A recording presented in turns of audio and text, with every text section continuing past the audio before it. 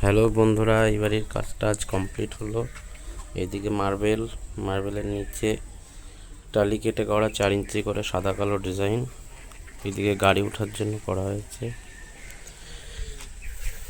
দুই সাইডে same design. ঘরের ভেতরে চলে আসি। ঘরে আসার পরে 4 দুয়ের ফ্লোরিংয়ের টালির উপরে 4 ইঞ্চি কালো বর্ডার দেওয়া।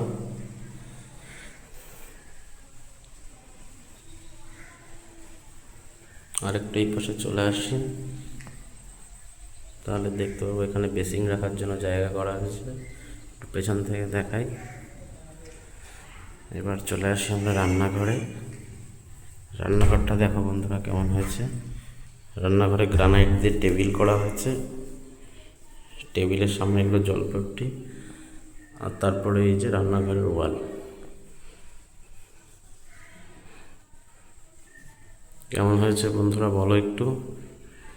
ভালো লাগলে চ্যানেলটা একটু লাইক করো, সাবস্ক্রাইব করো।